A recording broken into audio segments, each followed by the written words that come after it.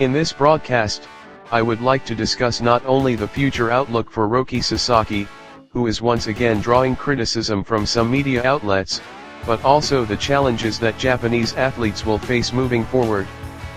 This is about Roki Sasaki. Roki Sasaki, who had been struggling with control issues since the beginning of the season, stabilized his control starting from the Angels game in Anaheim and showed us his true, original form. After that, he pitched well against the Brewers, the Phillies, and the Angels again, but in the subsequent game against the Padres, he showed the same control issues as before. Some media outlets have started criticizing Roki Sasaki again for his performance in the recent away game against the Padres. Can't those people see the players as human beings? I cannot help but think that way. Roki Sasaki is a human being. He has been struggling with his challenge of control issues since spring training, trying his best to pitch day after day, and while enduring criticism from some media, he has kept making immense efforts to regain his original form of pitching.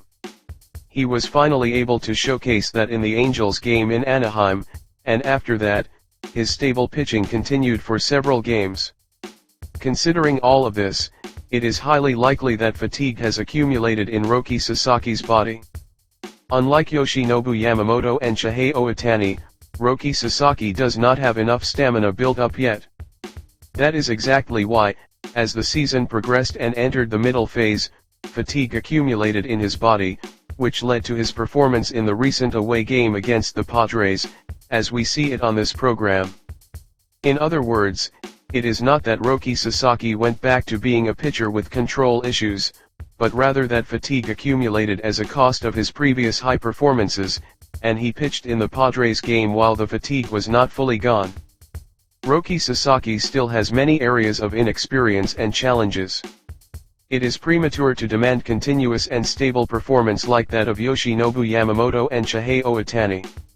He will definitely grow into the world's best pitcher. To achieve that, he must first further refine his control and also increase his average velocity. He is required to pitch consistently at 100 miles per hour. And condition management. If his pitching falls apart whenever fatigue accumulates after a series of good starts like this time, he will never be able to reach the level of the world's best pitcher. While referencing the condition management of Yoshinobu Yamamoto and Shohei Ohtani, he must learn how to adjust his own condition amidst a grueling schedule. Some in the media view Roki Sasaki's performance in the away game against the Padres as a sign that his condition has regressed, but that only proves they do not truly understand Roki Sasaki. Getting caught up and riding a roller coaster of emotions over immediate results is far too shallow. Roki Sasaki is definitely showing us that he is growing step by step. He struggled with control in the away game against the Padres, but so what? Compared to before, it is not a problem at all. He learns a lot from failure and grows significantly. That is who Roki Sasaki is. Precisely because his excellent pitching had continued since the Angels game in Anaheim, the fatigue showed up in the away game against the Padres, causing control issues, and he just couldn't pitch the way he wanted. From now on, he is at the stage of learning how to manage his condition so that fatigue does not accumulate, or learning the pitching artistry to manage games and contribute to the team even when fatigue does accumulate. Viewing everything that happens to Roki Sasaki as a growth process and a step toward future encouragement is the correct way to perceive the current Roki Sasaki. At least on this program, we do not doubt him and will continue to send him our support. Until he grows into the world's best pitcher someday, we will support him forever and ever. No matter how many mistakes he makes, he will definitely achieve greatness. There is no doubt about Roki Sasaki. This is about Seiya Suzuki. On July 2, Japan time, Suzuki played as the number 4 hitter and right fielder in the game against the Padres. In his first at-bat, he hit his 13th 3-run home run of the season into the left central stands, contributing to the team's victory.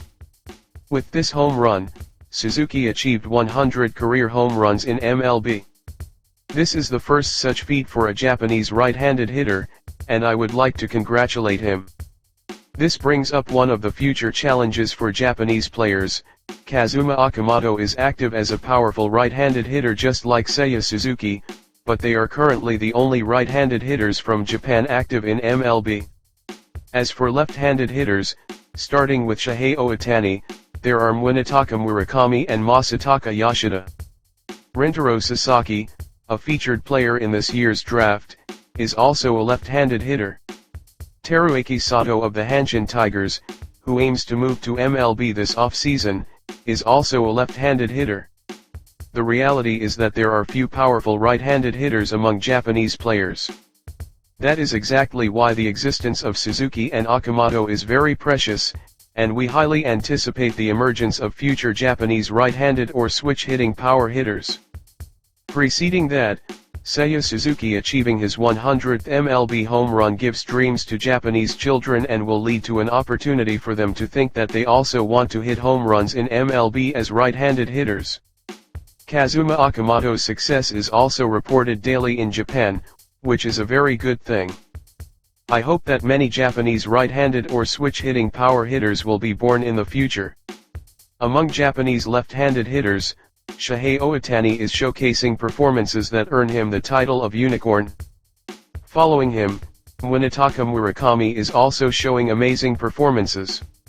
It is about time that Japanese right-handed or switch-hitting power hitters emerge.